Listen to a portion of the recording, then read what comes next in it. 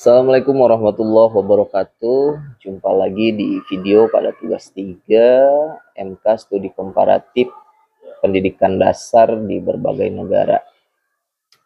Baik, para pegiat pendidikan, bayangkan dua adegan yang muncul bergantian di layar. Di satu sisi, sebuah ruang kelas yang begitu familiar, dinding yang tertutup, kursi-kursi yang berjejer, dan anak-anak yang duduk diam menatap papan tulis. Suara bel bergema memutus fokus yang sebenarnya belum sempat tumbuh. Ruang itu terasa sempit seolah-olah imajinasi mereka tidak punya tempat untuk bernapas. Di sisi lain, suasana berubah total. Anak-anak yang sama berlari di bawah langit cerah, menelusuri rerumputan, menyentuh dedaunan, tertawa tanpa beban. Mereka belajar dari apa yang mereka lihat, mereka dengar, dan mereka rasakan. Dua dunia yang bertolak belakang ini, dan kita pun mulai bertanya, jika belajar bisa terjadi di mana saja, mengapa kita sering membatasinya hanya di dalam kelas? Inilah titik awal kita masuk ke sebuah pendekatan yang kembali menarik perhatian dunia pendidikan. Outdoor education, cara belajar yang sederhana namun berdampak besar. Membawa kelas keluar pada alam. Berbagai penelitian menunjukkan bahwa negara-negara Nordik adalah contoh terbaik pendekatan ini. Sebuah kajian besar dari artikel yang berjudul A Sweeping Review of Research on School-Based Outdoor Education in the Nordic Countries mengungkapkan bahwa pembelajar luar ruangan di wilayah seperti Norwegia dan Denmark bukan lagi sekedar kegiatan tambahan. Bukan juga acara tahunan yang menunggu waktu khusus. Outdoor education telah menjadi bagian resmi dari kurikulum mereka. Guru-guru di sana tidak menunggu alasan untuk membawa murid keluar. Mereka memang merencangnya sebagai rutinitas. Banyak sekolah bahkan mengalokasikan 1 hari penuh setiap minggu untuk belajar di luar ruangan. Bagi mereka, alam bukan latar belakang, tetapi ruang kelas kedua.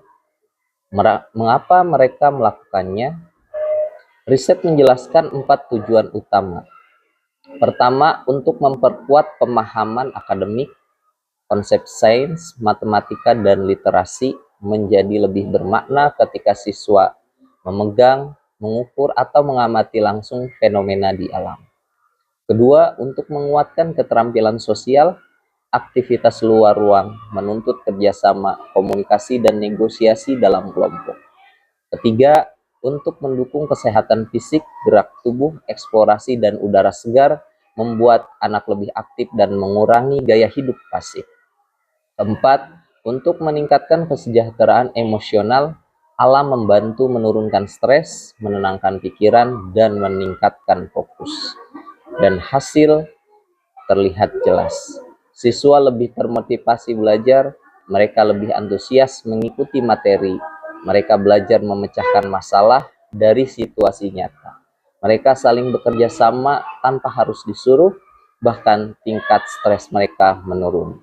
Di Denmark, program mingguan bernama Udeskol telah terbukti memberikan dampak jangka panjang, baik secara akademik maupun sosial. Setelah memahami keberhasilan negara-negara Nordik, kita beralih ke Indonesia. Pertanyaannya, apakah kita bisa? Tetapi sudah sejauh mana kita melakukannya? Jika dibandingkan dengan sistem yang sudah mapan seperti sekolah, Indonesia memang belum memiliki model pembelajar luar ruangan yang terlembagakan secara nasional. Namun, pada fakta di lapangan menunjukkan sesuatu yang menarik. Banyak sekolah yang sebenarnya sudah menjalankan prinsip outdoor education, meski dalam bentuk sederhana dan belum struktur. Kurikulum Merdeka semakin memperkuat peluang ini. Pembelajaran kontekstual, eksploratif, dan berbasis pengalaman langsung menjadi landasan utama.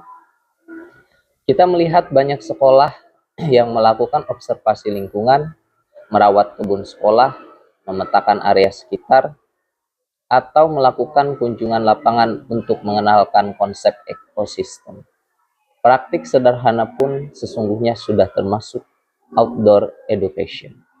Menanam tanaman di halaman sekolah, mengukur suhu dan cuaca setiap pagi, melakukan kerja bakti, eksperimen sains di luar kelas, bermain permainan tradisional, semua itu membuat anak bergerak, berpikir, bekerja sama, dan belajar dari lingkungan nyata.